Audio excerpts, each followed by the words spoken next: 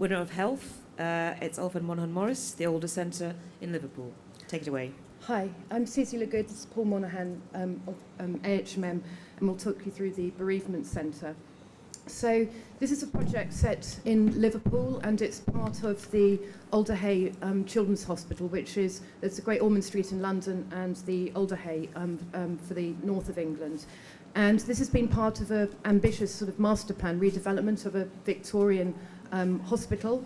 And you can see that's the site. So the pink area is the old sort of Victorian buildings which are being, or in the process of being demolished. That's an overall site plan. So the grey building is the new hospital designed by BDP. And then you can see the sites, the Institute building, and then our site, which is the very tiny little yellow site. So that's the overall idea. So in terms of the master plan, it's looking at redeveloping a park setting for the hospital and the other buildings. So that's the Alder Children's Hospital by BDP, and then the Hopkins Institute building, which is kind of offices and teaching facilities. This was the part of the brief that we were given right at the very beginning. Sorry. And you can see the kind of the words. To say what the building is. Sanctuary companionship. The building, it's a bereavement centre which supports families and relatives of people who have lost children. So it's sort of very poignant emotions there. And also the people who actually run it, who provide the counselling, all of them have lost children either in the last years or in the last 20 years. So they have the understanding. And you can see these are some of the elements which are very important. It already exists in the hospital at the moment, but in a very sort of small room, unfortunately next to the mortuary, so it's really, really not a good setting. But you can see the tree, there's a tree at the top there, and this is sort of representing the sort of the cycle of life. And they're elements, for example, these are leaves where people record the memory, because part of the healing process is actually keeping the memory of the child alive. So you can see these are sort of very poignant, very harrowing leaves, and these sort of collect over a year and then are celebrated in the Liverpool Cathedral in a Christmas service. As part of our basic idea, part of the idea, we had the idea about the Secret Garden, which is a very English book, which is around a garden which provides healing and getting over the sort of the memories of death. And so for us, it was very much about rooms which have a very strong relationship to the garden. So rooms with a view, rooms where the inside sort of goes out into the external space and vice versa. And so it was about a setting in a garden, a walled garden, with a sort of a cluster of kind of roofs, almost like a little village. So simple idea, the walled garden with the garden settings, so the walls sort of bleed out into the landscape. And then the garden then holds a series of rooms of different sizes, and then each of those rooms has got a pitched roof, so it's a sort of a real cluster. The brief and the layout is very simple. So there's an entrance opening into a more sort of social area, and then into the more private counselling rooms. And you can see that's a sort of the basic layout, which is a progression which is ordered by the linear walls. And then this is set in the garden, which is then an extension of the internal rooms into external rooms. And you can see this is a sketch which sort of shows it all together. And you can see on the left-hand side, the end of it, which faces onto the park, has got the idea of a ha-ha, an old landscape idea, so that you're actually looking into the park without seeing the boundary. And that's the overall aerial view with it, so you can see the roofs and the model. And we did a lot of work on the roofs themselves. So you can see here they look kind of quite simple, but each of them are different size. And with our engineers, Elliot Wood, looking actually to sort of make a modular construction out of those. And although they look simple, it's actually been quite tricky with all of the various different interfaces. Also, the volume forms part of the environmental, so dealing with light, dealing with ventilation, as well as a sense of volume and space.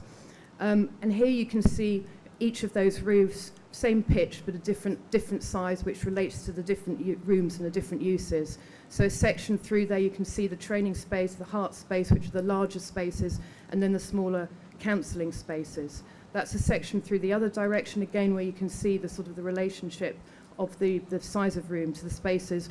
And then the sort of main heart of the building, which is the lounge and the kitchen areas, which are the largest sort of linked volumes. our palette is very simple here, and this is sort of related partly to the existing building, which was brick, but using brick and timber as the predominant materials, which have got a sort of tactility to that. And then we pull that with the internal fittings to give a sort of domestic sense of space. So I'll take over in terms of the outside of the building, and in terms of the approach, it's almost as if one of these roofs has come out and formed a porte cochere, and you can see there the idea of the walled garden, so there's total privacy around. We're reusing the bricks from the old Victorian hospital, both in the landscape and some of the brick walls. I mean, in a way, the elevation is whatever it is. There are the brick thin walls, there's the roof, and then there's glazing onto the garden. In a way, everything is a backdrop for the activities within. If I take you through some of the key rooms, so this is the sort of heart of the space, which is it's sort of a giant living room, open plan living room, where again, trying to create a palette there that's quite timeless, quite classic, and can allow elements of display. And here you can see the largest roof in this case, bringing light in through the top. The notion of remembrance, as Susie's highlighted, is very important. So as well as the tree that's brought from the cathedral each year, there is also the remembrance book. We designed New Scotland Yard, where they didn't really have a very good remembrance book, so we created a new one for them. In a way, we're doing a very similar thing there, where everyone can record their memories of that little one who's gone. Again, trying to take the narrative of the tree, the symbol of the tree, but turn it into art pieces. And then we have a selection of smaller and medium-sized rooms.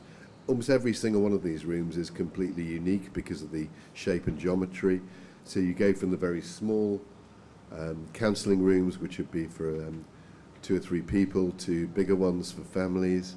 And there's also training. Things like gardening, yoga, aerobics classes are all there as displacement activities for families, because part of the way of counselling is to let people get back to normality within their lives. There are things that came out of the briefing that were quite different to what one might imagine. So things like toilets are also sanctuaries where people could spend time and gather themselves. Some people don't like grieving in public, so that they were deliberately more luxurious and spacious. There is something called the Child Death Line. Not a very nice name, but if you Google child death, that's the first thing you would come to, so that it's a helpline for the whole of the UK for people who've lost a child. So all we wanted to do there was make sure they had a very comfortable seat and a view into the garden, because again, all of those counsellors on the 24-hour hotline have all lost children. The furniture, will be complementary, and again, hopefully in a more timeless manner. And then in terms of the landscape itself, we're working with BB UK, where what we're trying to do is create there a series of outdoor rooms, because again, it's almost an extension of the activities inside. So while some of it might be growing herbs, growing vegetables, some of it might be just areas people can garden. There are other places that are sanctuaries within that garden. And there's the view of the building with the other bigger buildings in the distance. Hopefully this will work. So this is a very short animation of the building. It does. How do I do that, Susie?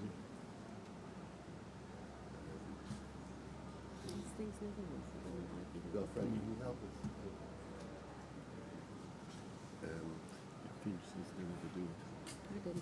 Sorry, there was an animation on this one. It's working the other day. Oh, there we go. Okay, so I'll just, this is just a minute long, so to just finish off. So we effectively use this to try and, everyone's a lay person there, so it's to try and help them to just visualise the simple thing. So this is the new park that's been created. Forgot to mention I was born on this road, so it's quite weird as an architect creating a building this emotional on the road you were brought up in. There's the Michael Hopkins building, there's the idea of the walled garden, and these views created by this ha-ha, so that there is privacy even though there's a park there. The roofscape is becoming a symbol for all the money's raised through charity, by the way, for this building. And then these garden rooms around the outside, and then the reclaimed walls, and then you get the idea that you go from more open to more private, and this middle space is the sort of main part of it. All of the sort of more administrative areas around the edge. And this is just trying to indicate the sort of activities within, so you can see here one of the bigger counselling rooms. And then this is the Remembrance book with the Remembrance garden at the end, which faces on one side of the living room. And then let's see what we get next. Yeah, I think this one is just, again, another one of those counselling rooms. Well, sometimes people don't actually speak at all, they just have a companion.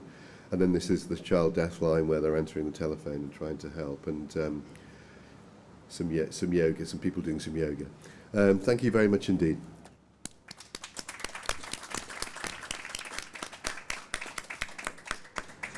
Thank you. That's a really fascinating project and a very sensitive subject, which seems to have been beautifully addressed. Christine, kick us off. Yes, thank you very much for the presentation. I think probably a very, very difficult brief to handle. If I remember the original story of The Secret Garden, it's somewhere where a child goes to actually escape. And one of the things that struck me about the building is that it's very sort of proactive. There's a lot that's going on there. There's a lot that's offered in order to support bereaved parents. What happens if you want to be absolutely alone? I mean, apart from the toilet. If you want to be absolutely alone in the garden or absolutely alone in maybe one of the rooms, is there somewhere that you can go and just sit totally by yourself? Because there are moments, I'm sure, where people want to simply sit and think about the child they've lost.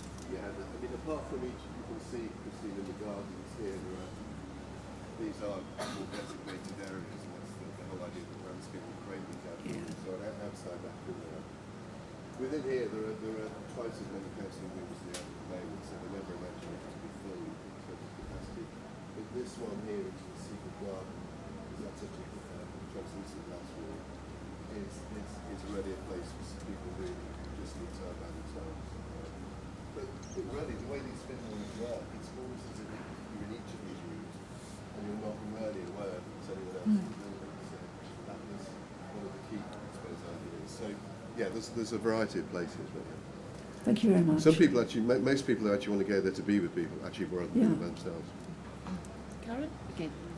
I just want to add on to that. I was wondering if it's not between the garden and the space itself that the magic happens, because you start with that secret garden and it's the transition for me is a little bit undeveloped, and I think it could be quite magical if you just looked at that space, which is like a like a stoop or an outside space. Can that be that magic? That one, yeah. There's really in section something, but that's not what I really want to talk about. I want to know a bit more about the roof. What generated the roof so that it's so dominant in terms of your original concept of the tree? Yeah, shall I take that one, Yeah. Susie? I mean, what you saw that gigantic hospital that's there. It really is a huge thing, and this faces onto it. Then we have the Hopkins building, which is in some places 4 stories high and a blank wall.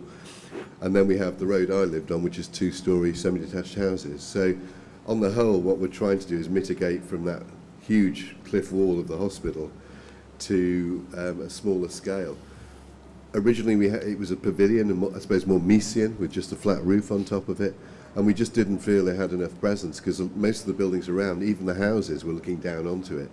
So I suppose it started to give it some sort of presence on the site.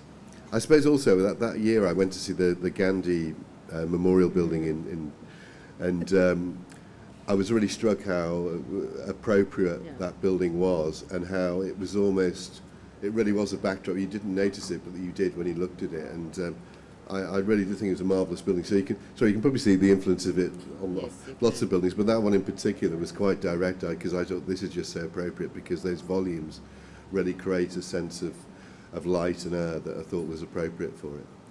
So number 1, copying, and number 2, sort of civic presence. Okay, so I just want to tie that to something else about Please. the quiet space, the different space. On this image, it shows that they all have light coming into them in a very particular, similar way. And I think the question earlier on was maybe, is there a totally different type of space? That when you're inside, it's completely... In the sense of, I mean, virtually all of we can see from the... you can see from the plan that the room, nearly all of the rooms are different sizes, and obviously with the pitch being the same, the volume changes within that. And then you're right, there is a roof light at the top of each one, and because of where it cuts that roof light, they're of different sizes with that. And so we did quite a lot of work in-house, sort of looking at the modelling of how light changes across the seasons, across the day, so that you're playing with light coming in from the windows as well as from the sort of the skylight above there. Paul? Well, the pain of death, of course, is extreme. The pain of death in children, bereavement with children, is mighty extreme. And the struggle to produce anywhere that can be of help to those helping those in need is an extraordinary struggle. It's a beautiful concept and a beautiful proposal. I see it as a single building, not a building in a garden, but the whole thing is one inside the wall. And the play with the orthogonal against the organic, I find very, very rich. When one thinks about how the NHS, our wonderful NHS, have had so many of their buildings screwed up by the way in which the gardens have been used up, Allford Waterhouse, Liverpool being a prime example, that garden to be protected and protected forever and through the ha-ha within a broader setting is marvellous. For me, the interface between the private and the less private becomes critical all the way. The question's already been asked about the garden and are there private spaces, and you've explained that well. The sanctuary, you chose the word very carefully, of the extra big loos, which are more than loos, they're kind of a secret room where you just need to be alone. I feel the poignancy of all that. It's not a criticism, it's a question. With your kind of engagement with this and exploration of it, what did you think about water? Because with water and the surface of water, you have movement. Yeah. And movement is so helpful when you sit and you contemplate, inside or outside. So I'd just be interested to know if you thought about water, would you think about water? Has it got any part? Yeah, we did think about water, and in the competition that was with our landscape architects was an element within there.